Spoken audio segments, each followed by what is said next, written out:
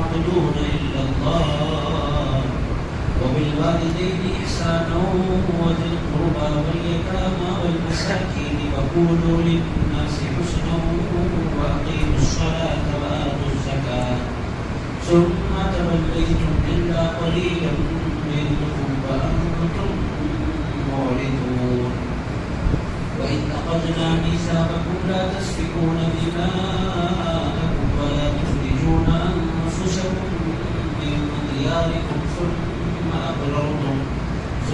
أقررتم وأنتم تشهدون ثم أنتم هؤلاء تقتلون أنفسكم وتخرجون فريقا منكم من ديارهم تظاهرون عليهم بالإثم والعدوان وإن يأتوكم أسارى تفادوهم فهو محرم عليهم إخراجهم أفتؤمنون ببعض الكتاب وتكفرون ببعض فما جزاء من يفعل ذلك منكم إلا خزي في الحياة الدنيا ويوم القيامة يردون إلى أشد العذاب وما الله بغافل عما تعملون أولئك الذين اشتروا الحياة الدنيا بالآخرة فلا يخفف عنهم العذاب ولا هم ينصرون صدق الله العظيم وبلغنا رسوله النبي الأمين المتين الصادق الكريم ونحن على ذلك لمن الشاهدين والشاكرين والحمد لله رب العالمين. قال الله تبارك وتعالى في شأن حبيبه ونبيه ورسوله إن الله وملائكته يصلون على النبي يا أيها الذين آمنوا صلوا عليه وسلموا تسليما. اللهم صل وسلم وزد وبارك على حبيبك سيدنا وشفيعنا ونبينا ومولانا محمد وعلى آله وصحبه ووارث حاله ومظهر كماله وابنه الكريم وبلده الشريف الغوث الأعظم والحمد لله رب العالمين. معزز و مکرم حاضرین کرام، اللہ تعالیٰ نے بڑا فضل فرمایا، بڑا احسان فرمایا کہ اس کے پاکیزہ کلام کو تلاوت کرنے، اس کو سمجھنے، اس کو غور کرنے کے اللہ نے ہمیں توفیق عطا فرمائی. عزیز دوستو، سورہ بقرہ کی رکوع نمبر 10 کی تلاوت کی میں نے سعادت حاصل کی ہے. اللہ تعالیٰ کے فضل و کرم سے پچھلے درس میں پہلا پارہ آدھا پارہ مکمل ہو چکا تھا. اس کے بعد انشاءاللہ آج میں نے آیتیں پڑھی ہیں. یہ رکوع بہت چھوٹا ہے، آیت نمبر 83 سے شروع ہوتا ہے، آیت نمبر 86 پر ختم ہو جاتا ہے. عزیز دوستو، اس رکوع میں جملہ 4 آیتیں ہیں، 4 آیتوں پر یہ رکوع مشتمل ہے. تیسری جو آیت ہے وہ تھوڑی سی بڑی ہے، مگر مضامین بھی کم ہیں، اور میں سمجھتا ہوں کہ وقت مقررہ سے پہلے ہمارا آج کا یہ درس قرآن انشاءاللہ مکمل ہوگا. آپ حضرات اپنے کوشچنس کو ضرور رکھیں شامل تاکہ پورا اس کا افادہ ہو سکے. عزیز دوستو، بنی اسرائیل کا ذکر چل رہا ہے. اللہ تعالیٰ نے بنی اسرائیل سے جن چیزوں کا وعدہ لیا، اللہ تعالیٰ نے اس کا ذکر فرمایا. اللہ پاک ارشاد فرماتا ہے کہ اخذنا، اور یاد کرو جب ہم نے وعدہ لیا، میثاق کا مضبوط وعدہ، پکا وعدہ. کس سے لیا؟ بنی اسرائیل سے. وَإِذْ أَخَذْنَا مِيثَاقَ بَنِي إِسْرَائِيلَ، جب یاد کرو جب ہم نے پکا وعدہ لیا بنی اسرائیل سے. کس بات کا وعدہ لیا؟ وہی باتیں ہیں عزیز دوستو، پیغمبر بدلے مگر بنیاد کبھی نہیں بدلی، دین وہی رہا، دین کی تکمیل حضور پر ہوئی. عزیز دوستو، مگر دین کی جو بنیادیں ہیں، اللہ کی عبادت، والدین کے ساتھ اس نے سلوک، رشتہ داروں کے ساتھ اچھائی سے پیش آنا، گفتگو اچھی کرنا، زنا سے بچنا، یہ جتنی باتیں ہیں وہ سارے کے سارے دین میں باتیں وہی ہیں.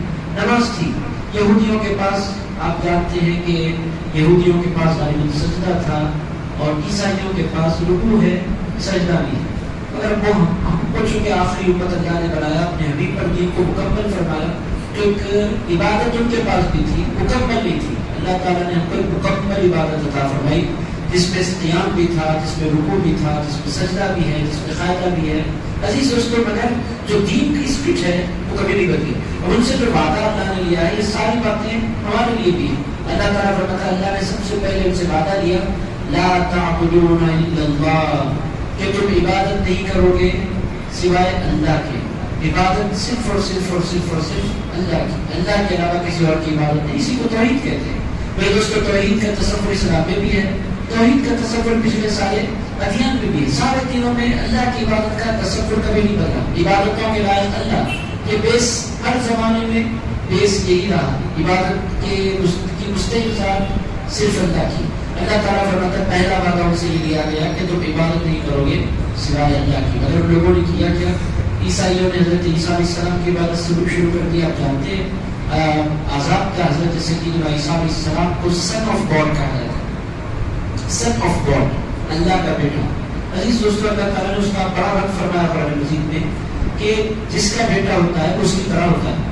شیر کا بیٹا شیر ہوتا ہے، چیتے کا بیٹا چیتا ہوتا ہے، بلی کا بیٹا بلی ہوتا ہے. اگر عیسیٰ علیہ السلام اللہ کے بیٹے ہیں تو پھر انسان کیوں؟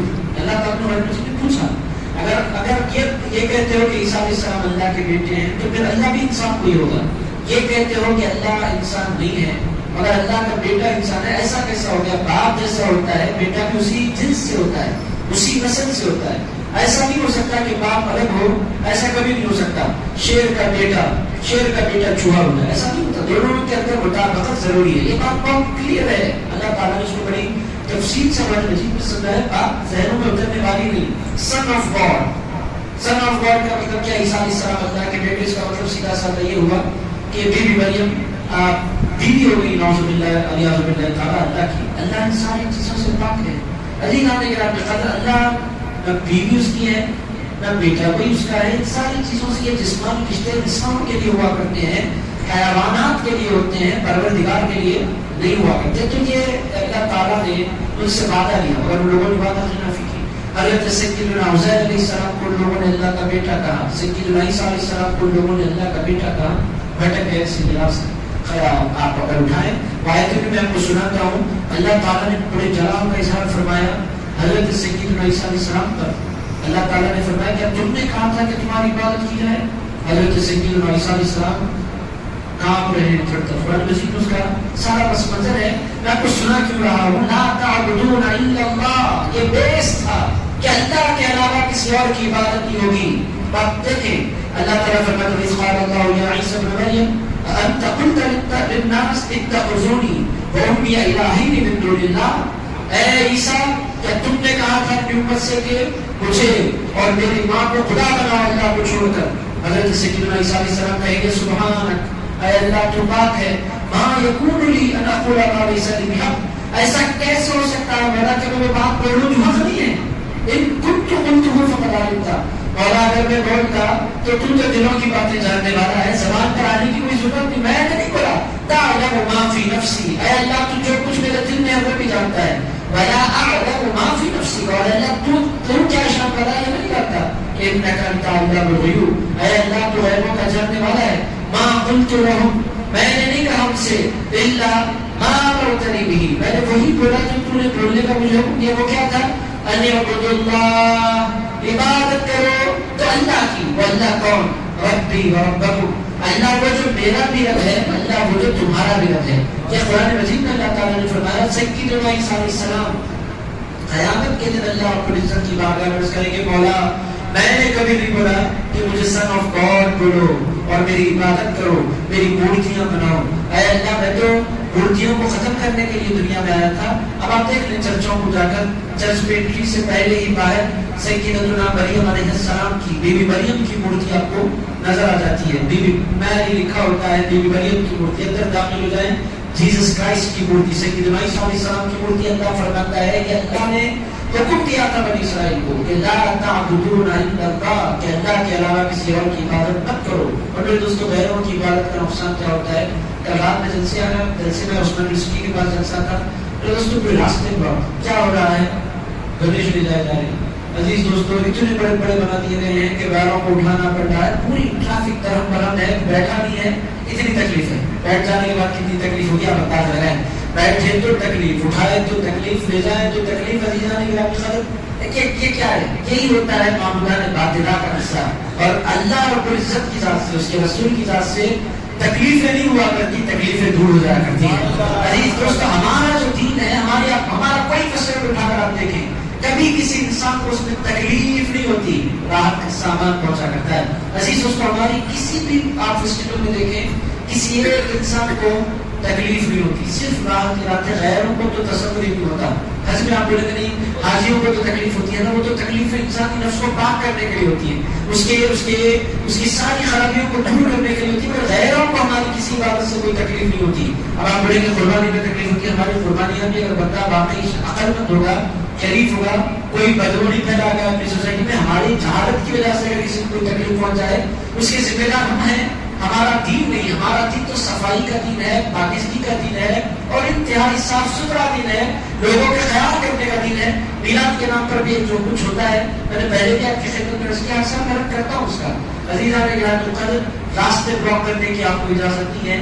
راتوں میں جلسے اگر کرنا ہے، جلسے کرنا ہے، جہاں تک آپ کی آڈینس ہے وہاں تک آپ کو اجازت ہے کہ آپ مائک لگائیں، مگر پھونکے لگا کر چھوڑ دینا پوری بستیوں میں. جلسے کرتے ہیں ہمارے لوگ، مجھے اچھا نہیں دکھتا، چونکہ ہماری بستیوں میں جہاں ہم رہتے ہیں وہاں ہماری بستیوں میں غیر مسلم بھی رہتے ہیں. ہو سکتا ہے آپ میں کوئی بیمار بھی ہو جس کی نیند آپ جلسے کے نام پر حرام کر رہے ہیں، اس کی گنجائش اسلام میں نہیں. ہمارا جو دین ہے وہ دین ایک ایسا دین ہے جو تکلیف دیتا نہیں ہے بلکہ تکلیفوں کو دور فرما دیا کرتا ہے. عزیز دوستو، کوئی بھی ایسا کام ہمیں نہیں کرنا چاہیے. یہ مسلمانوں کی تربیت کی کمی ہے. اگر کوئی بندہ قربانی کی عید میں کوئی گندگی کر رہا ہے، اس کا اپنا قصور ہے، اس پہ اسلام کا کوئی قصور نہیں. آپ جائیں، آپ یہ اعتراض ہے، ہمارے پاس آ جاتی ہے گھر کے باہر جو چاہے کرتے ہیں. ہم گھر میں کر کے نکلا ہے، گھر کے باہر گلی میں قربانی. عزیزان گرامی کے ساتھ پولیس آ کر اٹھا کر لے کر چلے، میں قربانی کر رہا ہوں، میں مسلمان ہوں. بولیں گے بھائی تم مسلمان ہو، اس کا مطلب نہیں ہے کہ گندگی پھیلاتے بیٹھو. آپ جائیں. میں نے قطر میں دیکھا، سعودی عرب میں دیکھا، طریقہ کیا ہے قربانی کا؟ جانور لے جانا، جہاں کاٹنے کا ہوتا ہے وہاں کمیلے لے جانا، وہاں کٹانا، پوری تقسیم گندگی الگ کو نکال دیتے ہیں، گوشت کر کے آپ کے حوالے کر دیتے ہیں قبر میں. عزیز دوستو، یہ تماشے نہیں ہو سکتے. یہ اللہ تعالیٰ کا فضل ہے، آپ کو موقع مل رہا ہے. تو ہماری ذمہ داری بھی یہ ہے جب اسلام کے نام پر کسی کو کوئی تکلیف نہ دیں. یہ ایک بنیادی بات، لا تعبدون الا اللہ. یہ قرآن ہے، قرآن ہر چیز کی دعوت آپ کو دیتا ہے. یہ پہلا حکم اللہ کا. اب اللہ کا جو یہ ذکر ہوتا ہے قرآن میں کئی مقامات ایسے ہیں، اللہ کے ذکر کے فوری بعد اللہ تعالیٰ دو ہستیوں کا ذکر کرتا ہے. وہ کون ہے؟ وَبِالْوَالِدَيْنِ إِحْسَانًا. اللہ تعالیٰ فرماتا ہے اللہ کی عبادت کرو اور اپنے ماں باپ کے ساتھ اس میں سلوک کرو. عزیز دوستو، ماں کو اور باپ کو اتنا امپورٹنس دیتا ہے اسلام کہ دنیا میں کوئی بھی اتنا امپورٹنس ماں باپ کو نہیں دیتا. عزیز دوستو، ماں باپ کے حوالے سے ایک بات میں ضرور کروں گا. پرسوں عربی اسکالر کو میں سن رہا تھا، انہوں نے بڑی اچھی بات کی. انہوں نے کہا، عربی کتاب میں سن رہا تھا، انہوں نے کہا بڑی اچھی بات انہوں نے کہی کہ میرے باپ نے اور میری ماں نے جب میں 8 سال کا تھا مصر کی یونیورسٹی میں مجھے لے جا کر چھوڑ دیا. اب میں بہت رویا، مجھے مت لے جاؤ، مجھے مت چھوڑو. میرے ماں باپ نے میری ایک نہیں سنی، مجھے لے جا کر ان لوگوں نے ہاسٹل میں داخل کر دیا. میں ہاسٹل میں پڑھتا رہا یہاں تک کہ گریجویٹ کر کے لوٹا. میں بہت رویا تھا. جب میری عمر 8 سال تھی، جب میں گھر کو لوٹا تو میری عمر تقریباً 20-21 سال کی ہو گئی تھی. اس کے بعد میں گھر لوٹا. وہ اسکالر کہتے ہیں کہ میں جب گھر لوٹا میری ماں بھی تھی، میرے باپ بھی تھے، میرا بھائی بھی تھا، مگر میرے بھائی کو جو اپنے ماں باپ سے کنیکشن تھا وہ کنیکشن پھر میں زندگی بھر اپنے ماں باپ سے بنا نہیں سکا. جبکہ میں اسکالر تھا دین کا اور مجھے پتا تھا کہ ماں کا مقام کیا ہے، باپ کا مقام کیا ہے. اس کے باوجود بھی جو ایک بانڈنگ ہونی چاہیے وہ ماں باپ کے ساتھ میری بن نہیں سکی. وہ کہتے ہیں کہ ماں باپ اگر یہ چاہتے ہیں کہ ان کی اولاد بڑھاپے میں ان کا ساتھ دے تو ان کی ذمہ داری یہ ہے کہ بچپنے میں وہ اولاد کا ساتھ دے. عزیز دوستو، ہمارے پاس ایک ہی پہلو پیش کیا جاتا ہے کہ اولاد نافرمان ہو گئی، اولاد بے وفا نکلی، اولاد نے ساتھ چھوڑ دیا. یہ پہلو میں بھی زندگی بھر یہی موضوع بیان کرتا رہا. مگر جب اسکالر کو میں نے سنا، میں نے کہا بات بندے نے پتے کی تھی کہ پہلے اولاد کو ماں باپ کی ضرورت ہوتی ہے، بعد میں ماں باپ کو اولاد کی ضرورت ہوتی ہے. جب اولاد کو ماں باپ کی ضرورت ہے، اولاد کی ذمہ داری ہے، ماں باپ کی ذمہ داری ہے کہ اولاد کو اپنا وقت دے. آپ جب وقت دیں گے نہیں تو پھر اولاد سے وقت کی ایکسپیکٹیشن آپ کیسے رکھیں گے؟ عزیز دوستو، عالم کہتے ہیں میں زندگی میں کوشش کرتا رہا. اس کے بعد میرے باپ تقریباً 25 سال زندہ رہے. میں جو بانڈنگ ہونی چاہیے، جو رابطہ ہونا چاہیے، باپ کو ہم ہیں ان کی خدمت میں کر دیتا تھا، مگر دل سے جو کنیکشن جڑنا چاہیے وہ جڑ نہیں پایا، چونکہ میرے دل کے کسی قصبے میں بات کر گئی تھی کہ میرے باپ نے مجھے لے جا کر بچپنے میں ڈال دیا ہے، میں بہت رویا تھا، میں نے فون کی تھی کہ مجھے لے جاؤ واپس، وہ مجھے لے کر نہیں گئے تھے، بوجھ سمجھا یا میری شرارتوں سے بیزار ہو گئے، مگر انہوں نے مجھے نہیں چاہا، اب میں ان کو چاہنا چاہوں تو میں دل سے چاہ نہیں پا رہا۔ اسی جانے کا ملتا ہے بہرحال اللہ رب العزت نے رشتوں میں یا اللہ کے حق کے بعد سب سے پہلے جن کا خدا بیان فرمایا وہ ماں باپ ہیں۔ ماں باپ اپنا اگر لینا چاہتے ہیں تو ان کی ذمہ داری یہ ہے کہ بچپنے میں بچوں کو وقت دیں۔ ہماری سوسائٹی میں ماں باپ کا حق بھی مارا جا رہا ہے، ہماری سوسائٹی میں بچوں کا حق بھی مارا جا رہا ہے۔ میرے دوستو ایک طرفہ بات کرنا یہ ناانصافی ہے، ایک ہی طرفہ بات کی جا رہی ہے کہ ماں باپ کا بچے مان رہے ہیں، یہ بات کا قصہ ہے، پہلے ماں باپ بچوں کا حق مانتے ہیں۔ عزیز دوستو کتنے ماں باپ ہیں جو بچوں کو ان کا حق نہیں دیتے؟ ان کا حق کیا ہے؟ آپ بولیں گے ہم کھانا کھلا دیتے ہیں، اسکول میں ایڈمٹ کروا دیتے ہیں، ایڈمیشن کروا دیتے ہیں، اچھے سے اچھے اسکول کو بھیجتے ہیں، ہم اپنی ارمانوں کا قتل کر کے ان کی فیسیں بھرتے ہیں، اس سے بڑھ کر ہم خدا کیا کریں؟ بچوں کو صرف ایجوکیشن نہیں چاہیے، بچوں کو آپ کی تربیت بھی چاہیے، بچوں کو آپ کا وقت بھی چاہیے، بچوں کو آپ بچوں کے ساتھ کھیلیں۔ رسول اللہ علیہ السلام کو دیکھیں، حضور پاک علیہ السلام بچوں کے ساتھ کھیل میں شریک ہوا کرتے تھے۔ عزیز دوستو روایت بہت مشہور ہے، میں نے آپ لوگوں کو پہلے بھی سنائی۔ ایک مرتبہ سیدتنا فاطمہ الزہرا کے گھر سلام اللہ علیہا رسول اللہ علیہ السلام تشریف لائے، سیدہ فاطمہ الزہرا پکوان کر رہی تھی، حضور کے پاس آ کر بیٹھی، حضور نے فرمایا کیا کر رہی ہو؟ حضور کھانا پکا رہی۔ ارشاد فرمایا تم اپنا کام کرو، میں تو بچوں کے ساتھ کھیلنے کے لیے آیا ہوں۔ رسول اللہ علیہ السلام نے امام حسن امام حسین سے فرمایا چلو آج کون سا گیم کھیلتے ہیں؟ لوگوں نے کہا سرکار کشتی کریں گے۔ بچوں کو کشتی کا بڑا شوق ہوتا ہے، بچوں کو، بچیوں کو نہیں ہوتا کشتی کا شوق، بچوں کو ہوتا ہے۔ مردانہ شوق میں سے ہے کہ کشتی کرنا، لڑائیاں کرنا۔ امام حسن امام حسین نے کہا آج کشتی کا گیم کھیلنا چاہتے ہیں۔ رسول اللہ علیہ السلام نے فرمایا چلو میں حکم بن جاتا ہوں، حکم کا مطلب امپائر بن جاتا ہوں، تمہارے فیصلہ کون جیت رہا ہے کون آ رہا ہے یہ کام میرا، چلو کشتی شروع کرو۔ دونوں نے کشتی شروع کی۔ رسول اللہ علیہ السلام نے فرمانا شروع کیا اے حسین حسن کو پچھاڑ دو، اے حسین حسن کو پچھاڑ دو، اے حسین حسن کو پچھاڑ دو۔ بی بی فاطمہ ماں تھی، ماں برداشت نہیں کر سکتی، کہنے لگی یا رسول اللہ یہ کیا بات ہوئی کہ آپ ایک کا ساتھ دیتے ایک کا ساتھ نہیں دیتے، جبکہ دونوں آپ کے بیٹے ہیں، آپ کو کبھی حسن کا ساتھ دینا چاہیے کبھی حسین کا ساتھ دینا چاہیے، آپ مسلسل حسین کا ساتھ دیتے جا رہے، بات کیا ہے؟ رسول اللہ نے فرمایا فاطمہ جو میں دیکھتا ہوں تم نہیں دیکھتی، بات یہ ہے حسین کا ساتھ اس واسطے میں دے رہا ہوں کہ حسن کا ساتھ دینے کے لیے آسمان سے جبریل ابھی اتر چکے ہیں، وہ حسن کا ساتھ دے رہے ہیں، میں حسین کا ساتھ دے رہا ہوں۔ عزیزان اکرام، سوال یہ پیدا ہوتا ہے کہ وقت کے پیغمبر کو، رسولوں کے سردار کو، صاحب قرآن کو کیا ضرورت پڑی کہ بچوں کے کھیل میں شریک ہو جائیں؟ عزیزان اکرام، حضور فرماتے ہیں یہ بچوں کا حق ہے کہ ان کو وقت دیا جائے، بچے کھلتے نہیں ہیں۔ عزیزان اکرام، بچے کھلتے کب ہیں؟ جب آپ ان کو وقت دیتے ہیں، آپ چھڑکتے رہے ان کو۔ بعض باپوں کو میں دیکھتا ہوں، حضور پاک علیہ السلام کی گود میں امام حسن بیٹھے، ایک مرتبہ پیار کیا، دو مرتبہ پیار کیا، تین مرتبہ پیار کیا، کرتے جا رہے، ادھر ادھر کی بات کرتے ہیں، امام حسن کی پیشانی چومتے ہیں۔ ایک صحابی تھے سامنے بیٹھے، ان سے رہا نہیں گیا، کہنے لگے سرکار مجھے اللہ نے 10 بچے دیے، کبھی ایک بچے کو میں نے سے پیار نہیں کیا، آپ ایک بچے کو اتنا پیار کیسے کر رہے ہیں؟ رسول اللہ نے فرمایا جو زمین والوں پر رحم نہیں کرتا آسمان والا بھی اس پر رحم نہیں کرتا۔ عزیز دوستو اس سے پتا کیا چل رہا ہے کہ ماں باپ اگر اپنا حق چاہتے ہیں تو ان کی ذمہ داری ہے کہ بچوں کو ان کا حق دیں۔ بچوں کا حصہ کیا ہے؟ عزیزان اکرام، ماں باپ پہلے بولتے تھے جب تک آپ باپ نہیں بنیں گے ماں باپ ہوتے کیا آپ کو پتا نہیں چلے گا۔ عزیز دوستو ایسا ہوتا ہے، انسان کی سمجھ میں نہیں آتا، مگر جب آپ کے پاس خود بچے ہوں تو آپ کی سمجھ میں آتا ہے کہ بات نہیں، بچے چاہتے ہیں، بچے آپ سے دلتے کر رہے ہیں جب آپ ان کو وقت دیتے ہیں۔ جب آپ ان کو وقت دیتے ہیں اب اندر سے سوالات کا ایک طوفان آتا ہے، وہ سوالات آتے رہتے ہیں کہ سوالات کبھی ختم نہیں ہوتے، ان سوالات کا نکلنا، ان کو ڈسکس کرنا یہ بچوں کے لیے ضروری ہے، یہ ان کو موقع دینا چاہیے۔ بہرحال عزیز دوستوں میں زیادہ اور بالکل ڈیپ پہ جا کر سوشیولوجی میں بیان کرنا چاہتا، سیدھے میں آ جاتا ہوں درس قرآن پر، مگر بنیاد کیا ہے؟ ماں باپ کا اولاد مان رہی ہے تو پہلے ماں باپ اولاد کا حق مانتے ہیں، تب جا کر اولاد ماں باپ کا حق مانتی ہے۔ ماں باپ پہلے واقعی اپنا وقت اپنے بچوں کو دیں، ایسا ہو ہی نہیں سکتا کہ بچے ان کو بڑھاپے میں تنہا چھوڑ دیں۔ بہرحال عزیز دوستوں ہماری سوسائٹی میں یہ ہو رہا ہے کہ اولاد ماں باپ کو تنہا چھوڑ رہی ہے، ان کا ساتھ نہیں دے رہی ہے۔ اگر ایسا ہماری سوسائٹی میں ہو رہا ہے ایک انتہائی افسوسناک پہلو ہے۔ قرآن میں جہاں اللہ کا ذکر ہے تقریباً مقامات پر اللہ نے اپنے حق کے بعد، اگر میں آپ کو سناؤں گا لمبا ہو جائے گا، اللہ تعالیٰ نے تقریباً اپنے حق کے بعد جن ہستیوں کا ذکر فرمایا وہ ماں اور باپ ہے۔ حضور پاک علیہ السلام نے ان کو بڑا اہمیت کا مقام دیا۔ ایک سامعہ حضور سے اس کے حضور پہ جہاد میں شریک ہونا چاہتا ہوں، ارشاد فرمایا تمہارے ماں باپ زندہ ہیں؟ اس کے حضور میری ماں بھی زندہ ہے، باپ بھی زندہ ہے۔ ارشاد فرمایا جاؤ گھر میں اپنے ماں باپ کی خدمت کرو، اللہ تمہیں جہاد کا سبب عطا فرمائے۔ عزیز دوستو، حضرت سیدنا اویس قرنی رضی اللہ تعالیٰ عنہ میں اشارے کر رہا ہوں اور سارے کے سارے باتوں سے واقف ہیں۔ عزیز دوستو، مدینہ منورہ سے وہ اور 1000 کلومیٹر کے فاصلے پر تھے، میں زیادہ ہوں 1200 کلومیٹر کے فاصلے پر یمن تک جاتا ہے، وہ یمن میں تھے۔ 1200 کلومیٹر کا فاصلہ، سفر کا ارادہ کرتے 3 دن 4 دن میں وہ اونٹ پر بیٹھ کر پہنچ جاتے مدینہ۔ حضور موجود ہیں، اویس قرنی نے حضور کا ذکر سنا ہے، کلمہ پڑھا حضور کے نام کا، مگر مدینے نہیں آئے۔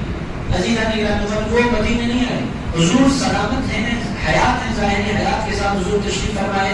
1 سال حضور کا زمانہ نہیں پایا، تقریباً 4-5 سال انہوں نے حضور کا زمانہ پایا، مدینے نہیں آئے اور حضور ان سے ناراض بھی نہیں ہوئے۔ کلمہ پڑھا ہے، عاشق ہے، اویس پوری دنیا کو جانتی ہے، آئے نہیں مدینے۔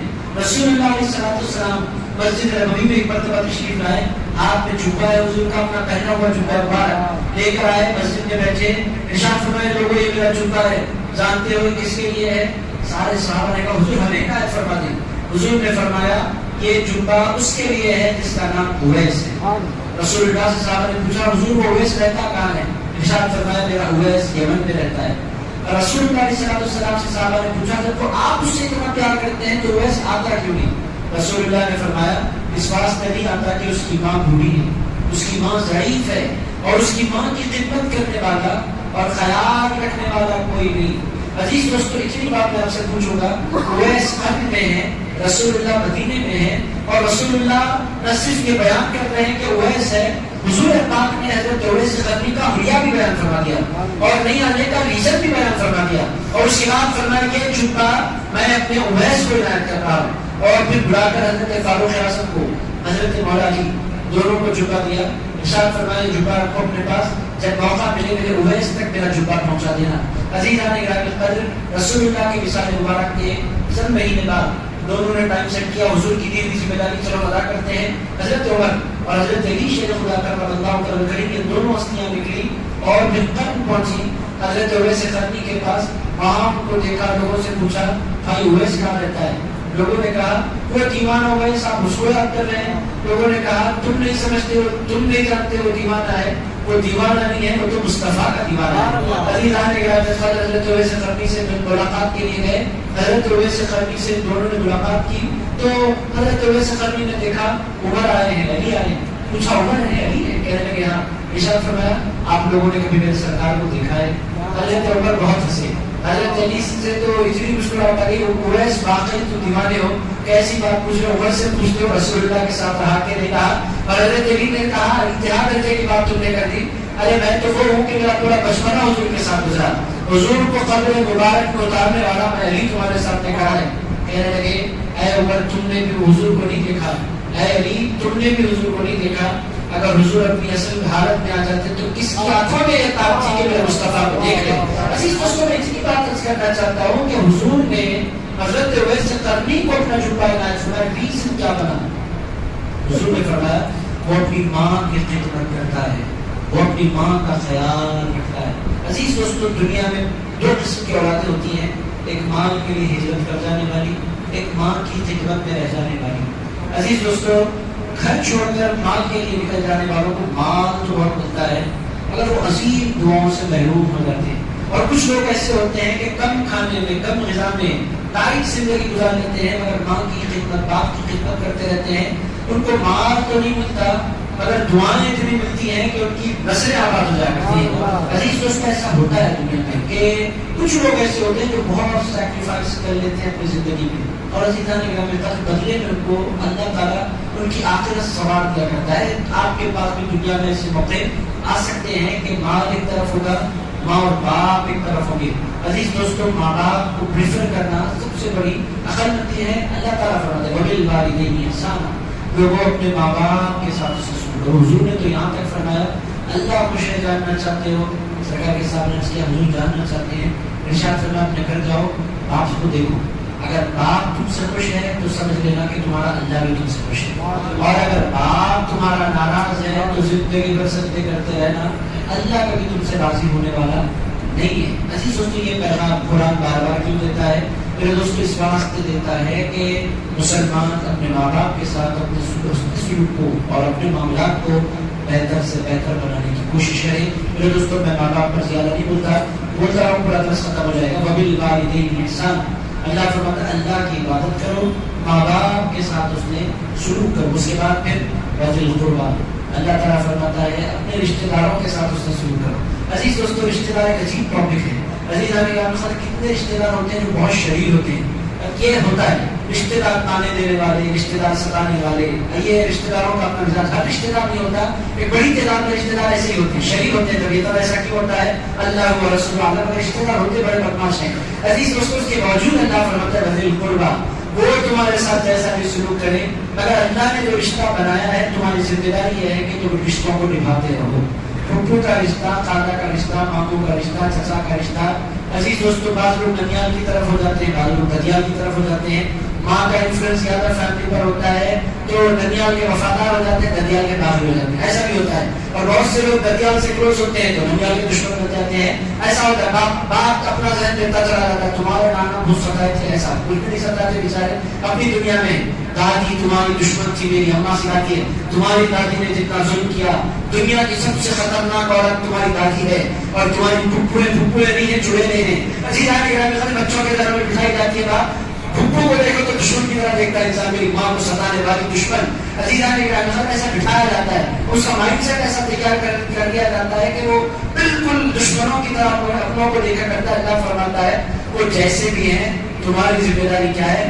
تمہاری ذمہ داری یہ ہے کہ اپنے رشتہ داروں کے ساتھ اس نے سلوک کرو. عزیز دوستو یہ ہماری سوسائٹی میں بالکل آپ کی خدمت میں عرض کروں کہ جو واقعی رشتے ہیں وہ رشتے اس وقت ہم توڑ رہے ہیں. انسان اگر وقت بھی دے رہا ہے, بیوی کو دیتا ہے, بچوں کو دیتا ہے, اپنے ماں باپ کو دیتا ہے, مگر رشتہ داروں کو پوچھنے والا آپ کو کوئی نہیں ملتا. اور عزیز دوستو جو بندہ رشتہ داروں کو پوچھتا ہے, میں نے بزرگ سے ملاقات کی, ان کو دیکھا 70 سال سے زائد کی عمر اور مسکراتے چہرے کے ساتھ. میں نے ان سے پوچھا آپ ہمیشہ ہیلتھی رہتے ہیں, ہنستے کھیلتے, 70 سال سے زائد آپ کی عمر ہو گئی ہوگی, کہنے لگے میری عمر پر آپ کیوں جانا, بوڑھوں کو بڑا غصہ آتا ہے, آپ میری عمر پر کیسے چلے گا. میں نے کہا بھائی 60 کے ہوں گے آپ, پکڑ لیں 60 کی صحیح, مگر یہ آپ کی ہیلتھ کا راز کیا ہے, آپ کو اتنی اچھی صحت کیسے ملی, قصہ کیا؟ انہوں نے بہت خوبصورت جواب دیا. ارشاد فرمایا میرا قصہ یہ کہ میں نے اپنی زندگی میں اپنی ماں کے علاوہ اپنی خالوں کو بھی پوچھا, اپنی پھپھوؤں کو بھی پوچھا, اپنے چچاؤں کو بھی پوچھا, اپنے ماموں کو بھی پوچھا, چچے نے, خالے نے, موے نے, پھوپھے نے, سارے بھائیوں بہنوں کا میں نے خیال رکھا. اور میں یہ سمجھتا ہوں کہ اللہ نے جو میری زندگی میں برکت عطا فرمائی ہے وہ رشتہ داروں کے حسن سلوک کی وجہ سے عطا فرمائی ہے.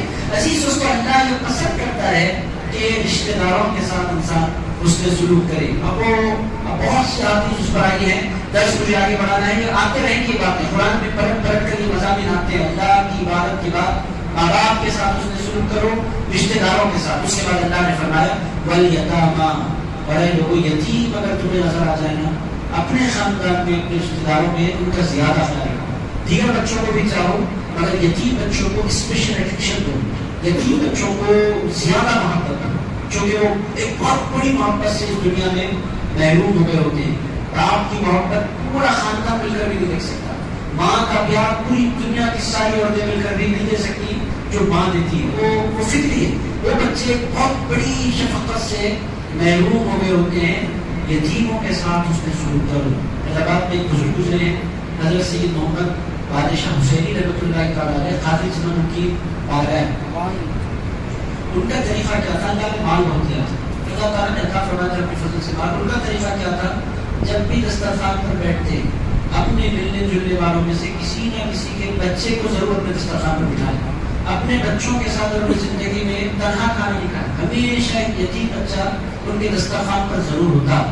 عزیز دوستو اس کی برکت کیا ہوئی, اللہ تعالیٰ نے بے پناہ کو محبتوں سے اور مقبولیت سے سرفراز فرمایا.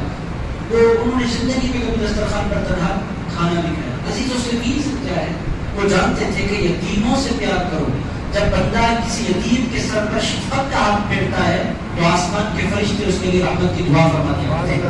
عزیز دوستو یتیم کو اگر کوئی بندہ ستائے، روایتوں میں آیا ہے کہ اگر یتیم کوئی بندہ کوئی بچہ کسی کے بارے میں جلال کے ساتھ کچھ بولے تو اللہ کا عرش کانپ جایا کرتا ہے. عزیز دوستو اسی لیے اگر ہماری سوسائٹی میں یتیم کس کو کہتے ہیں، ہمارے پاس یتیم ایک مخرر کو میں سن رہا تھا 40 سال کی ان کی عمر، آپ کا انتقال ہوا، کل میں یتیم ہو گیا، تقریب میں روئے.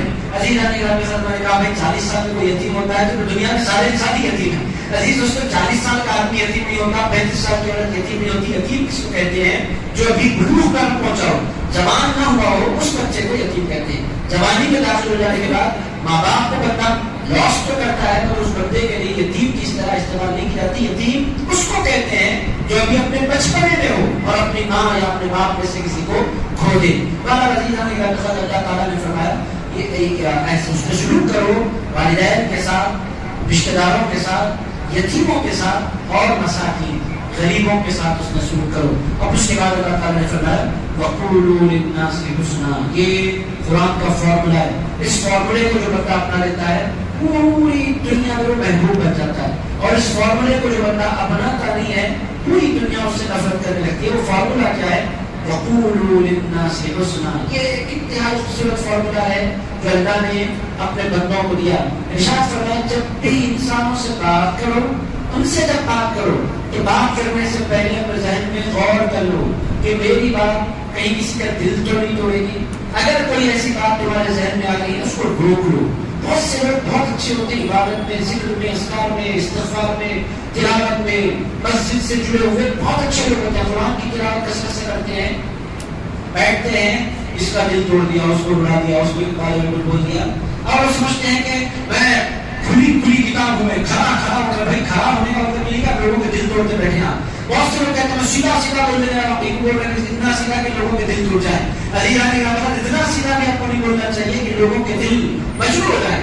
عزیز دوستو دل توڑنا یہ سنگین جرم ہے. اور دل ٹوٹتا کیسے ہے؟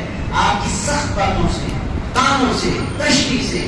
بہت سی عورتیں کتنی نیک ہوتی ہیں، عبادت گزار، تہجد گزار، تلاوت کرنے والی. آپ دیکھیں دلائل خیرات ہاتھ سے نہیں چھٹتی، درود پر درود، سلام پر سلام. بہو دکھتے کہ ایسی چلتی ہے زبان کہ اللہ کی بنا. عزیزان گرامی وہ بیٹھی تو بیٹھی کیوں، سوئی تو سوئی کیوں، جاگی تو جاگی کیوں، پکائی تو یہ کیوں پکائی.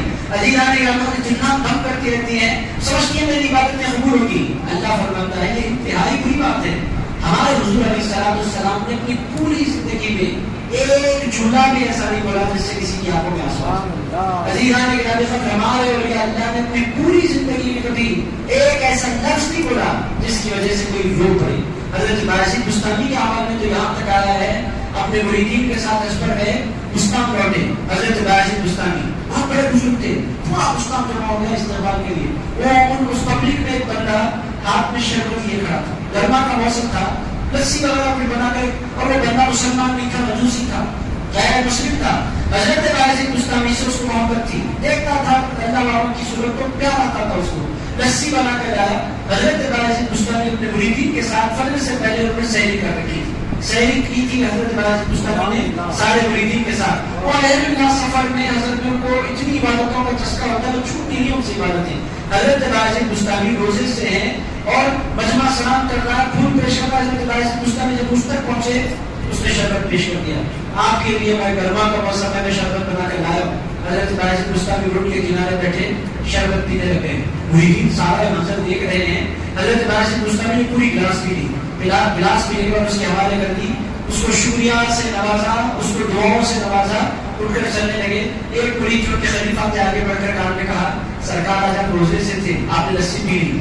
ارشاد فرمایا روزہ اگر ٹوٹ جائے تو اس کی قضا ہو سکتی ہے، انسان کا اگر دل ٹوٹ جائے تو اس کی قضا نہیں ہو سکتی. ارشاد فرمایا اس نے محبت سے بنایا، اگر اس کا دل توڑ دوں اس کی قضا میں کیسے کروں یہ مجھے بتاؤ. روزہ ہے، نفل ہے، نفل روزہ کوئی بندہ توڑتا ہے اس کی ایک قضا ہوتی ہے، وہ کل کر لوں گا. اگر اس کا دل ٹوٹ جائے کہ محبتوں کے ساتھ ایسی سوچتا. اللہ نے قرآن میں فارمولا دیا وَقُولُوا لِلنَّاسِ حُسْنًا. اللہ پاک فرماتا ہے لوگوں سے جب بات کرو تو بات ایسی کرو جو حسین ہو، بات ایسی کرو جو اپنے اندر حسن رکھتی ہو. اگر آپ کے دل میں بدماشی کی باتیں پیدا ہو رہی کسی کے خلاف اس کو دبا دو. اللہ کی خاطر اس کو دبا دو، مگر کبھی کوئی ایسی بات نہیں بولو جس سے سامنے والے کا دل ٹوٹے. اس سے پتا کیا چل رہا ہے؟ گالیاں دینے والے، تانے دینے والے، جھڑکیاں دینے والے، گندے انداز میں لوگوں سے گفتگو کرنے والے، یہ قرآن کی مرضی پر اور اللہ اس کے رسول کی مرضی کے تابع نہیں. وقولوا للناس حسنا. میرے دوستو یہ قرآن کا انتہائی خوبصورت فارمولا ہے. اگر آپ اس کو اپنا لیں گے نا، پوری دنیا کی آپ محبوبت ہے، ہر کوئی آپ سے پیار کرے گا اگر آپ اس کو اپنا لیں، اگر آپ اس کو اپنی زندگی میں امپلیمنٹ کر لیں. دنیا آپ سے پیار کرنے لگ جائے گی. آپ بات کریں تو اچھی کریں، نہیں تو نہیں کریں. ضروری نہیں ہے کہ آپ زیادہ کوپریٹو ہوں، یہ ضروری نہیں ہے. یہ ضروری نہیں ہے کہ آپ زیادہ بولتے ہو، یہ ضروری ہے کہ آپ جب بھی بولتے ہو اچھا بولتے ہو. عزیز دوستو ایسا بولتے ہو جس سے کسی کا دل نہیں ٹوٹے. اس کے بعد اللہ نے فرمایا وَأَقِيمُوا الصَّلَاةَ وَآتُوا الزَّكَاةَ. لوگوں نماز قائم کرو، زکات دو. عزیز دوستو ہمارے پاس کیا ہے؟ کلمہ پڑھتی نماز ہے اسلام کی بنیادوں میں. اگر اللہ تعالیٰ نے نماز میں اور کلمے کے درمیان اللہ تعالیٰ نے بیچ میں چند لوگوں کے حقوق بیان فرمائے. بہت سے لوگ اللہ کا حق تو بڑی پابندی سے ادا کر دیتے ہیں مگر لوگوں کے حقوق مار دیتے ہیں. یہ اسلام کا مزاج نہیں ہے. عزیز دوستوں کلمہ پڑھنے کے بعد ماں باپ کا، رشتہ داروں کا، یتیموں کا، مسکینوں کا خیال رکھ کر نہ صرف خیال رکھنا ہے بلکہ جب بھی ان سے بات کرنی ہے اچھی کرنی ہے، تب جا کر آپ ایک اچھے مسلمان ہوں گے. جب آپ نماز بھی پڑھیں گے تو اللہ کی بارگاہ میں نماز مقبول ہوگی. آپ زکات بھی دیں گے تو اللہ کی بارگاہ میں زکات مقبول ہوگی. میرے دوستوں دل توڑنے سے حضرت مولانا جلال الدین رومی صوفیہ کے آپ لوگ کہتے ہیں مبالغہ کرتے ہیں، مگر حضرت مولانا جلال الدین رومی رحمۃ اللہ علیہ نے فرمایا کہ ایک بندے کا دل توڑنا 100 کعبے توڑ دینے سے بھی بڑا ہونا ہے. حضرت مولانا جلال الدین رومی فرماتے ہیں، ارشاد فرماتے ہیں کہ کعبے میں اللہ کا وہ جلوہ نہیں پایا جاتا تو جو بندہ مومن کے دل میں پایا جاتا ہے. مومن کا دل قلب المؤمن عرش اللہ. مومن کا دل کعبہ نہیں ہوتا، مومن کا دل اللہ کا عرش ہوا کرتا ہے. اور آپ کو عرش توڑنے کی کوشش کر رہے ہیں، کتنی بری حرکت آپ کر رہے ہیں. حضرت مولانا جلال الدین رومی فرماتے ہیں کعبہ ڈھا دینے سے بڑا جرم یہ ہے کہ کوئی بندہ کسی انسان کا دل توڑ دے. صوفیہ کرام کے بارے میں لوگ کہتے ہیں مبالغہ کرتے ہیں، مگر عزیزان کرام مجھے تو ان کی بات انصاف والی دکھتی ہے کہ یہ بات ہے بھی کہ انسان کا دل توڑنے سے بندہ بچے. اللہ فرماتے ہیں یہ بات اللہ نے بنی اسرائیل سے لیا.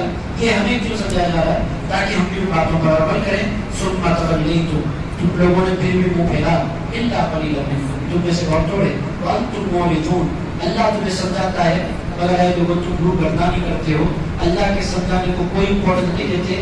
اس واسطے خاندانوں میں جھگڑے ہوتے ہیں، نفرتیں ہوتی ہیں، عداوتیں ہوتی ہیں، کدورتیں ہوتی ہیں، بغض ہوتا ہے. ساروں کے پیچھے انسان کی زبان ہوتی ہے. زبان اگر انسان سنبھال لے تو جھگڑے خود ختم ہو جاتے ہیں. زبان کو انسان چھوڑ دے، جتنے فساد ہوتے ہیں اس کا سبب 2 ہوتے ہیں. خاندانی جھگڑوں کا سبب 2 چیزیں ہوتی ہیں، یا تو مال ہوتا ہے یا تو زبان ہوتی ہے. تیسرا کوئی سبب ہے ہی نہیں خاندانوں میں جھگڑوں کا. یا تو مال ہوتا ہے، باپ نے چھوڑا بھائی لڑتے رہتے ہیں، یہ اس میں ماں باپ کا بھی قصور نہیں بیان کرتا. زمین چھوڑ کر چلے جاتے ہیں، بھائی اب انصاف سے بول دینا یہ کس کا، یہ کس کا، سامنے کا، اس کا، پیچھے کا، بول کے بتا کے مر جاؤ. اس کا مطلب 70 75 سال 80 سال کے ہو جاتے ہیں. میں نہیں بول سکتا بچوں کا دل ٹوٹے گا. بچوں کا دل اگر آپ نہیں توڑ لیں گے وہ ایک دوسرے کو توڑ پھوڑ دیں گے. عزیز گرامی کے ساتھ آپ کی ذمہ داری ویسے ہے آپ کیا اپنی زندگی میں سنا دیں یہ میری زمین ہے، میں اس لیے اتنا دے رہا ہوں بیٹے کو، یہ فلاں بیٹے کو، یہ فلاں بیٹے کو، یہ فلاں بیٹے کو، وہ میرا فلاں گھر ہے، وہ اپنی بیٹی کو میں دے رہا ہوں. عزیز گرامی کے ساتھ مر جاتے ہیں بڈھے کچھ بڑے وغیرہ، عورتیں بیٹیاں آتی رہتی ہیں ہمیں کچھ دے دیجیے ہمارا حصہ. عزیز دوستوں بھائی ستانے لگتے ہیں. یہ ظلم کب تک ہوگا ہماری سوسائٹی میں؟ یہ انصاف کا تقاضا یہ ہے کہ اپنی زندگی میں اللہ نے آپ کو بڑا مقام دیا ہے. میں دیکھ رہا ہوں کتنے جھگڑے بھائی کا دشمن بنا ہوا ہے، تو 200 گز زمین پر اتنے جھگڑے ہوتے ہیں. 4 بھائی بیٹھے ہیں، میں اس کو مار دیتا ہوں، پولیس میں چلے جاتا. ارے بھائی کہیں بھی یہ جھگڑے ہیں. عزیز آنے کے ہماری سوسائٹی میں ہو رہا ہے، مسلسل ہو رہا ہے. ریزن کون کرتے ہیں؟ وہ بوڑھے باپ جو انصاف نہیں کرتے. اچھا بھائی اللہ موقع دے دیا، اچانک آپ دنیا سے چلے گئے، 40 پہ تھے. ایسا نہیں 80 سال کے بڈھے ہو کر جاتے ہیں دنیا سے، اولاد کو مال کی تقسیم نہیں کرتے. جو سنگین جرم ہے جس کی وجہ سے بڑے جھگڑے ہوتے ہیں. عزیز دوستوں میں کسی کی کلاس نہیں لے رہا، قرآن ہے، قرآن میں آپ کو سمجھا رہا ہوں. آپ قرآن نہ مانیں، اگر خدا نہ خاصہ کوئی بات نہیں گزر جائے. عزیز دوستوں آج کا درس ختم کرتے 2-3 آیتیں تیزی سے سناتا ہوں آپ کو. اللہ پاک نے یہاں تک بنی اسرائیل نے جو کچھ ہے اس کا بیان فرمایا. ایک بات ہے، ایک ہی بات ہے، اس کو میں سنا دیتا ہوں. ہوا کیا؟ مدینہ منورہ میں 2 قبیلے تھے مدینے کے پراپر، ان کا نام تھا اوس اور خزرج. یہ مشرک قبیلے تھے. اس کے علاوہ مدینہ منورہ میں 3 قبیلے تھے یہودیوں کے، بنو نزیر، بنو حذیفہ، بنو قینقاع. یہ 3 قبیلے قبیلے تھے یہودیوں کے، 2 قبیلے تھے مدینہ منورہ میں، اصل مدینے کے رہنے والے مشرک قبیلے تھے. حضور پاک علیہ السلام کا استقبال کر کے کلمہ پڑھنے والی اوس اور خزرج والے تھے. یہودیوں کا قصہ کیا تھا؟ یہودیوں کے 2 قبیلے اوس کے ساتھ تھے، ایک قبیلہ خزرج کے ساتھ تھا. اب اوس اور خزرج میں لڑائیاں ہوتی تو یہ بھی اپنی ٹیم کے ساتھ لڑائیوں میں شریک ہوتے.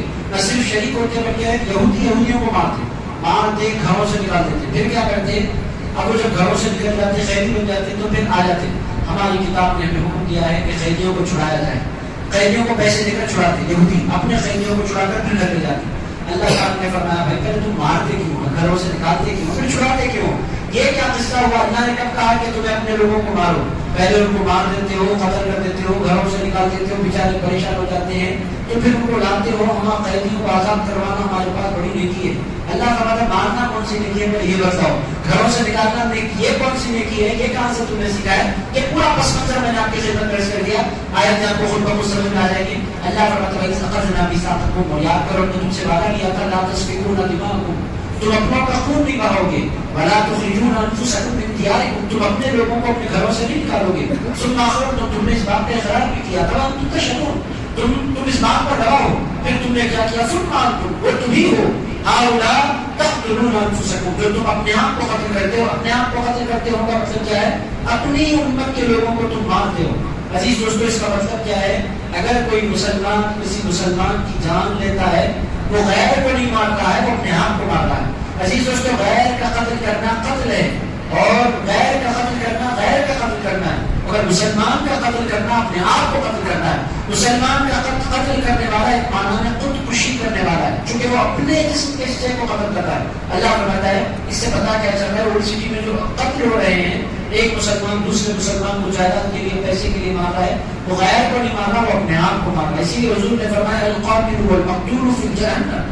حضور فرماتے مرنے والا بھی جہنمی ہے، مارنے والا بھی جہنمی ہے. کیوں؟ چونکہ دونوں مسلمان ہوتے ہوئے اپنے جھگڑے کو اس لیول پر کیسے لے گئے؟ اللہ کے رسول فرماتے ہیں دونوں جہنمی ہیں، دونوں سے کسی قسم کی محبت کا اظہار مت کرو. عزیز دوستو ہمارے پاس بندہ مرتے اس کو اسٹیٹس میں لگا لیتے ہیں، کیا بندہ تھا. عزیز دوستو بھائی اس نے برقرار کیوں؟ قتل پر لوگوں کو آمادہ اس نے کیوں کیا؟ ایسا کام اس نے کیوں کیا جس کی وجہ سے مارنے پر مجبور ہو گئے؟ مگر عزیز آنے کا مطلب مارنے والوں کی بھی مذمت ہونی چاہیے، مرنے والوں کی جھگڑا کرنے والے دونوں کی دونوں برے. اللہ فرماتا ہے تقتلون انفسکم وتخرجون فریقا منکم، اور تم نے نکالا اپنے لوگوں کو من دیارکم کے گھروں سے. تظاہرون علیہم بالإثم والعدوان، گناہ کو سرکشی کو تم لوگوں نے ظاہر کیا. وہی یأتوکم اسارا، جب وہ قیدی بن کر اسیر کی جمع ہے اسارا، اسیر کہتے ہیں قیدی کو.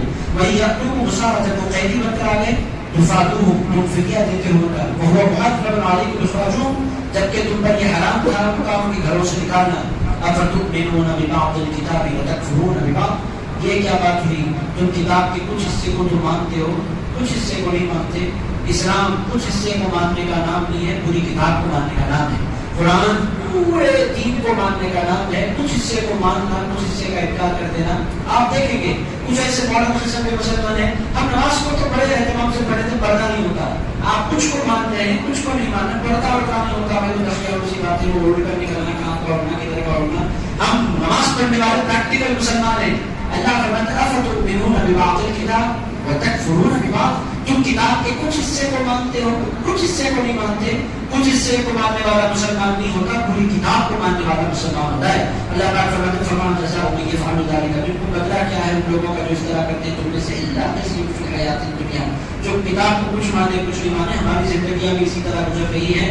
میں کسی کا نام نہیں لیتا، مگر ہمارا بھی قصہ یہ ہے کہ جو اچھا دکھتا ہے وہ ہم عبادت کر لیتے ہیں، جو ہم پر گنا گزرتی ہے کوئی عبادت ہم چھوڑ دیتے ہیں. میں نے کتنے ایسے لوگوں کو دیکھا نماز عید پر وقت ہے، زکات دینے کا معاملہ آتا ہے رمضان میں، ہرگز نہیں دیتے زکات. ہمارے بابا دے دیتے ہیں، دادا دے دیتے ہیں. بھائی دادا کی زکات دادا دیتی، بابا کی زکات بابا دیتی، آپ کی زکات آپ کی تھی، وہ زکات نہیں دیتے. کچھ کتاب کو مانتے ہیں، کچھ کتاب کو نہیں مانتے. یہ انہیں لوگوں کے بارے میں ہے.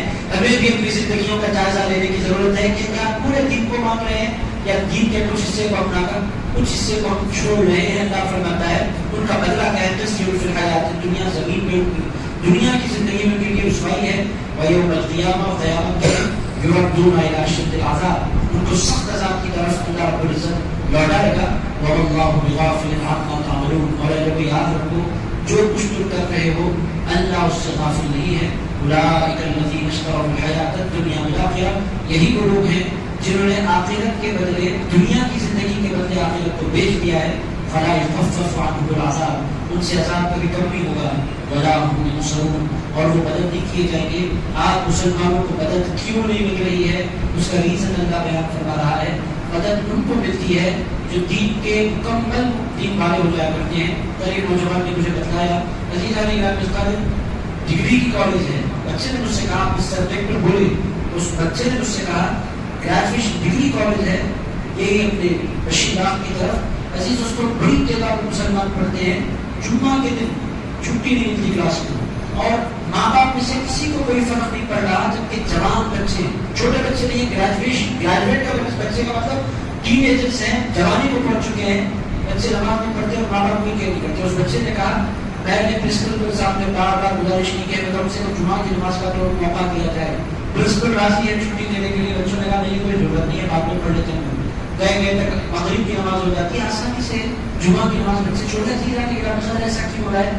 کچھ کو ماننا، کچھ کو نہیں ماننا. یہ ہے ہمارے دین دعوے کا عالم. عزیز دوستو، ہمیں اس کو سیریس لینے کی ضرورت ہے. دین کو اپنی زندگیوں میں ٹوٹلی امپلیمنٹ کرنے کی ہمیں کوشش کرنی چاہیے. تب جا کر ہم پورے مسلمان ہو جائیں گے. اسی کو اللہ نے فرمایا ادخلوا فی السلم کافہ. اللہ پاک فرماتا ہے لوگوں اسلام میں داخل ہونا ہے تو پورے کے پورے داخل ہو جاؤ.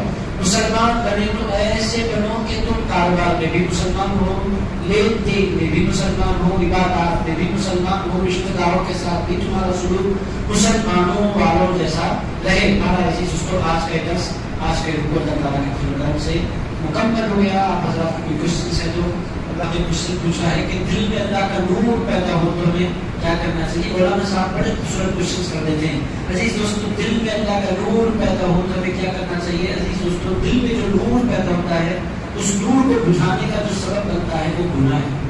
جب اللہ تعالیٰ ہر بندے کے دل میں ایک نور بھرتا ہے، ہر بندے کا دل منور ہوتا ہے. کوئی بھی گندا دل لے کر زمین پر نہیں آتا. جتنے بچے دنیا میں آتے ہیں پاک دل ہوتے ہیں، پاک نیت ہوتے ہیں، پاکیزہ دل لے کر وہ زمین پر آتے ہیں. کوئی بچہ، اسی لیے بچوں سے پیار کیا جاتا ہے، بچوں سے دعائیں کروائی جاتی ہیں. ان کا دل پاک ہوتا ہے، ناپاک نہیں ہوتا. دل ناپاک کیسے ہوتا ہے؟ دل کا نور ختم کیسے ہوتا ہے؟ دل کا نور ختم ہوتا ہے گناہ سے. اگر آپ اپنے دل کو پھر منور بنانا چاہتے ہیں تو طریقہ کیا ہے؟ سچی توبہ کر کے انسان اپنے آپ کو گناہوں سے بچانے کی کوشش کرے. جب بندہ مسلسل اپنے آپ کو گناہوں سے بچاتا رہتا ہے تو پھر وہ جو دل میں گندگی ہے اللہ اس گندگی کو دور بھی فرماتا ہے. اور جب بندہ اس پر جل جاتا ہے تو بندے کو اللہ محسن بنا کر اس کے دل کو پھر منور فرما دیتا ہے اور اس کا دل پھر روشن ہو جاتا ہے. گناہ کرنے والا کبھی منور دل والا نہیں ہوتا، روشن دل والا نہیں ہوتا. اور دل جو بندہ زیادہ گناہوں سے بچتا ہے، جتنا بندہ گناہوں سے زیادہ بچتا ہے اس کا دل اتنا زیادہ منور ہوتا ہے.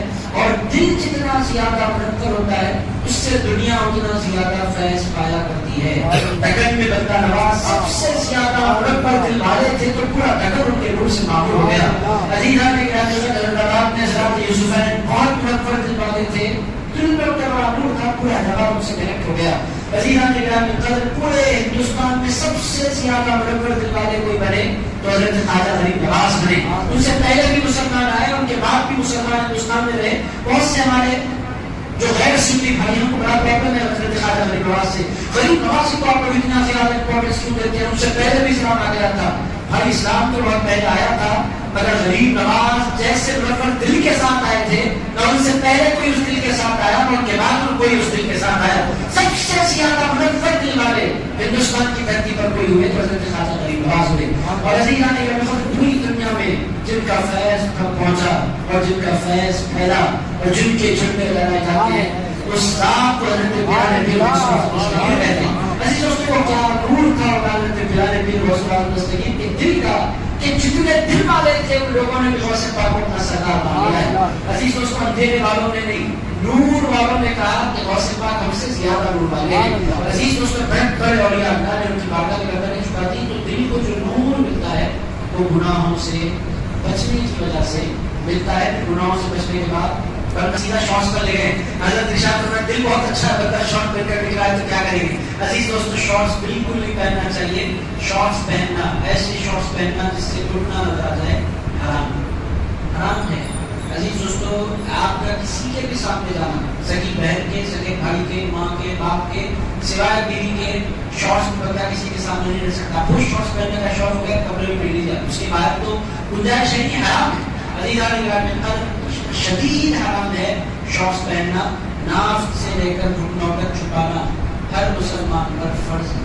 اگر آپ اس میں سے کوئی چیز ظاہر کر رہے ہیں تو آپ سنگین گناہ کر رہے ہیں, آپ فسق کر رہے ہیں, اور آپ کی ساری عبادتیں اس حرکت کی وجہ سے ضائع ہو جایا کرتی ہیں. بہت سے حاجیوں کو میں دیکھتا ہوں, عمرے میں آجاتے کو پتا نہیں ہوتا مسئلہ. عزیز دوستوں اوپر سے آرام کر لیتے ہیں, نیچے سے ناف پوری نظر آتی ہے, پیٹ کے نیچے تک سنبھالنا عادت نہیں ہوتی, وہ تہمت سنبھالنا. آپ پوری ناف دکھاتے لوگوں کو پھر رہے ہوتے ہیں, سمجھ رہے ہوتے ہیں کہ کتنی بڑی عبادت کر رہے ہیں. اگر آپ عبادت نہیں کر رہے ہوتے اس وقت آپ بہت بڑا گناہ کر رہے ہوتے ہیں. اس کا خیال رکھنا ضروری ہے. ناف سے لے کر گھٹنوں تک آپ پکے جائیں, آپ کو دکھ جائے گا نظر. بہت سے ہمارے بھائی ناف دکھاتے پھر رہے ہوتے ہیں, ان کو احساس بھی نہیں ہوتا کہ کتنا بڑا گناہ کر رہے ہیں. تو ناف سے لے کر گھٹنے تک چھپانا یہ فرض ہے. کہ دو کوشچن ہو گئے. عزیز دوستو ایک اور کوشچن آیا ہے, بغیر ٹوپی کی نماز پڑھنا درست ہے؟ بغیر ٹوپی کی نماز پڑھے تو نماز ہو جاتی ہے, مگر حضور کی عظیم سنت سے بندہ محروم ہو جاتا ہے. کوشش یہ کرنی چاہیے کہ ٹوپی لگا کر نماز پڑھیں. خدا نہ خواستہ آپ سفر میں ہیں, آپ کے ساتھ ٹوپی نہیں ہے, مجبوری ہے تو مگر ہمارے حیدرآباد میں بہت بڑی سوسائٹی نے ایک اپنا شوق بنا رکھا ہے کہ وہ ہمیشہ شارٹس پہن کر نماز پڑھتے ہیں, ٹوپی پہلے بغیر نماز پڑھتے ہیں, ٹی شرٹ پر نماز پڑھتے ہیں, ادب کے ساتھ نماز نہیں پڑھتے, اور کہتے ہیں فرض نہیں ہے. بہت سی چیزیں فرض نہیں ہوتی, اس کے باوجود بھی ان کا امپورٹنس. آسان مثال میں کرتا ہوں, ان سے کہیے آپ وضو ڈائریکٹ شروع کریں چہرہ دھونے سے, وہ کبھی نہیں کریں گے. ہاتھ بھی دھوئیں گے, کلی بھی کریں گے, مسواک بھی کریں گے, ناک بھی پانی چڑھائیں گے. فرض نہیں ہے کوئی بھی کام, سارے کے سارے کام سنت ہیں. عزیز دوستوں بھی اتنا اہتمام سے آپ جانتے ہیں, آپ ہاتھ بھگائیں, سر پر مانے مسا ہو جاتا ہے, آپ پورے سر کا مسا کر کے, کانوں کو صاف کر کے, کان کے پیچھے گرد, یہ سب کچھ آپ کیوں کرتے ہیں؟ فرض نہیں ہے. عزیز دوستوں بہت سے کام فرض نہیں ہوتے. عقیدہ کرنا کام فرض ہے. آپ مجھے بتائیں, دنیا چلتی ہے سنتوں سے, دین چلتا ہے سنتوں سے, سنتوں کو اگنور کر دینا یہ ہے فرض نہیں ہے. عقیدہ چھوڑ دیجیے نا, فرض نہیں ہے. ایسی دوستوں ایسا نہیں ہے. بہت سی چیزیں سنت کے لیول میں اس واسطے ہیں کہ مسلمانوں کو آسانی ہو, اور مسلمانوں کی بھی ذمہ داری ہے حضور ہمارا خیال رکھیں اور حضور کی سنتوں کا خیال رکھنے والے بنیں. حضور نے فرض نہیں قرار دیا تاکہ ہمیں آسانی ہو. ہم ایسے حضور کی سنت کو لائٹ لے لیں اور بولیں گے ٹوپی فرض نہیں, ہم نہیں پہنیں گے. طہارت ہے حضور کی سنت سے. اور اللہ نے قرآن مجید میں فرمایا یا بنی آدم خذوا زینتکم عند کل مسجد. اللہ فرماتا ہے لوگوں جب بھی نماز کے لیے آؤ پوری زینت کے ساتھ آؤ. یا بنی آدم خذوا زینتکم, اے لوگوں کے قرآن کا حکم ہے کو سنو, اے لوگوں یا بنی آدم, اے آدم کی اولاد, خذوا زینتکم, اپنی زینت مکمل کرو, عند کل مسجد, جب بھی مسجد کو آؤ سجدہ کرنے لگو, نماز پڑھنے لگو, زینت کے ساتھ آؤ. میں آپ سے پوچھتا ہوں مرد کی زینت کیا ہے؟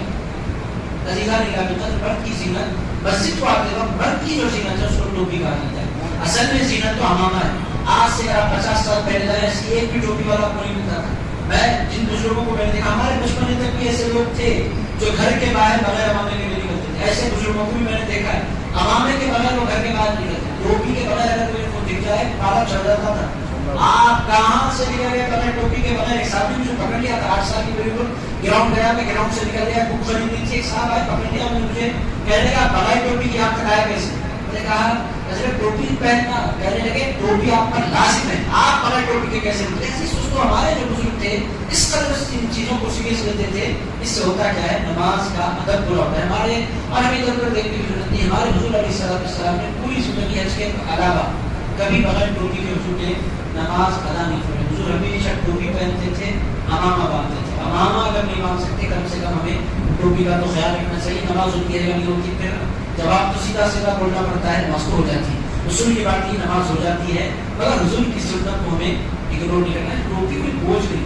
ہمارے بچے اتنا بڑا بوجھ بناتے ہیں, ایسا لگتا ہے کہ ہزاروں کلو لا کر اپنے سر پر رکھ دیا جا رہا ہے. لیکن ان کی جانے کی ٹوپی آتی ہے 50 روپے میں آ جاتی ہے, جیب میں رکھ لیجیے, قصہ ختم. آرام سے جب نماز پڑھنا ہے ٹوپی لگائیے, اطمینان سے پڑھیے. برائی کیا ہے, قرآن پڑھنے میں آسانی ہوتی ہے, ذکر کرنے میں آسانی ہوتی ہے, اچھا لگتا ہے, اگر دکھتا ہے. اگر نہ ہو تو نماز ہو جاتی ہے. ٹخنوں کے نیچے پاجامہ سے کیا نماز ہو جائے گی؟ نماز ہو جائے گی, مگر مکروہ ہے. ٹخنوں کے نیچے پاجامہ پہننا, کپڑا لٹکانا مکروہ ہے. ہمارے یہاں بڑی تعداد اس کا خیال نہیں رکھتی. حضور پاک علیہ السلام نے فرمایا کہ جہنمیوں کی نشانی ہے کہ کپڑا ٹخنوں کے نیچے رکھایا جائے. عزیز دوستوں اس کا خیال رکھنا ضروری. ہمارے پاس اس سنت کا اور تھوڑے لوگ خیال رکھتے ہیں جبکہ اتنا مشکل کام نہیں ہے. کوئی پرابلم نہیں ہوتا اگر بندہ ارادہ کر لے. پینٹ سے آپ کے پاس 20 پینٹ سے لے جا کر کپڑا دیجیے تو سمجھ آپ کے پاس 2 ہیں ٹیلر کو لے جا کر 1000 روپے دیجیے بھائی اس کو کاٹ کر ٹخنوں کے کور کر دو کس کا مطلب ایک دن آپ کو دے دے گا. بندہ اس کو سیریس لے تو کوئی چیز مشکل نہیں ہوتی. اگر بندہ باقی اس کو فولڈ کرنے سے بہتر یہ ہے کہ انسان کپڑا سلائی سنت کے مطابق بہت سے لوگ فولڈ کر لیتے ہیں. کپڑا پلٹانے کو جامع ترمذی کی حدیث ہے کپڑا فولڈ کرنے کو حضور نے نمازوں میں منع فرمایا. تو اس حدیث مبارک کی سچ سے بچنا اگر آپ چاہتے ہیں کہ کپڑا فولڈ کرنے کے بجائے کپڑا سلاتے وقت یہ خدا نخواستہ آپ نے اپنی مرضی سے سلا لیا ہے اس کو کٹا سکتے ہیں سنت کے مطابق. اگر آپ کا ارادہ ہو تو لا سکتے ہیں. نماز ہوگی نماز تو ہو جائے گی مگر نام پسندیدہ ہے. اور ایسا نہیں ہے کہ ٹخنوں کے نیچے کپڑا لٹکانا نماز میں ناجائز ہے نماز کے باہر کیا ہے. ایسا نہیں ہے. مسلمان کا کپڑا ہمیشہ ٹخنے کے اوپر ہونا چاہیے. یہ ہے نماز سے اس کو خامخواہ کے لوگ جوڑتے ہیں نماز سے نہیں ہے. وہ مسلمانوں کے جس ڈریس کوڈ میں یہ شامل ہے کہ ان کا کپڑا ٹخنوں کے نیچے نہ ہو. ٹوپ بھی نہیں ہو سکتا باتیں چڑھ جاتے ہیں پینٹ بھی نہیں ہو سکتا شلوار بھی نہیں ہو سکتا. ہر چیز کو ٹخنوں سے اوپر کرنے کی کوشش کرنی چاہیے. اگر بعض لوگ اتنا مبالغہ کر دیتے ہیں گھٹنوں تک لے جاتے ہیں ایسا نہیں ہونا چاہیے. پیدا میں اتنا اوپر کرتے ہیں تماشا دکھتے ہیں. آپ تماشا نہیں بننا چاہیے سوسائٹی میں. ہر لباس کو اس کی صلاحیت کے ساتھ پہنے. ہر مسئلہ آپ بتا دے ساکس پہن لیجیے اوکے ساکس مینٹین کر لیجیے بہت سے لوگ اچھا لگتا ہے کوئی پرابلم نہیں ہوتا. بہرحال زیادہ نہیں یہ ہوگی بات. اور ایک لے لیتے ہیں اذان کے دوران بیت الخلا جا سکتے ہیں.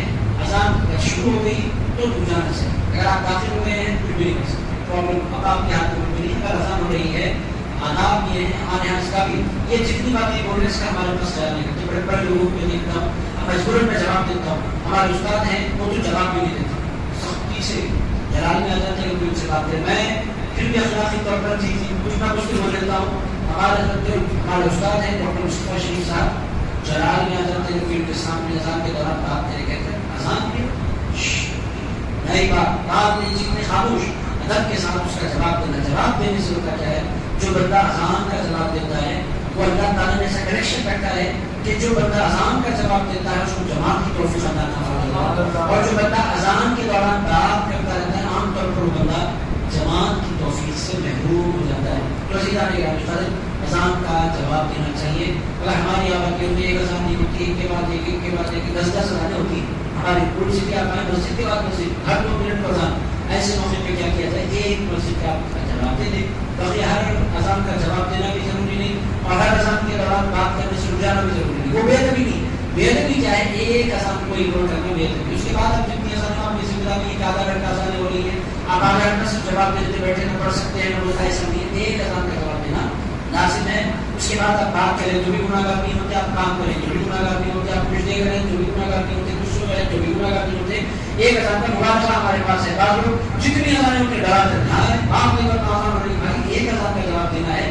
ہر اذان کا جواب چھینک کا بھی اسی طرح ہے. پہلی چھینک پر بتا الحمدللہ بولے آپ یہاں کرنا بولتے میرا جو ہوتا ہوں اس میں بارے میں بولتے اس کے بعد پھر آپ چھینک پھر آپ الحمدللہ بولے پھر ایسا نہیں. ایک چھینک کا جواب دینا ضروری. اس کے بعد کسی کو بیماری ہے سائنس کا مریض ہے چھینکتے جا رہا ہے چھینکتے جا رہا ہے الحمدللہ آپ یہاں کرنا کوئی کام بھی نہیں کرے گا. مسلمان کہاں ہے بھائی ایسا نہیں ہے.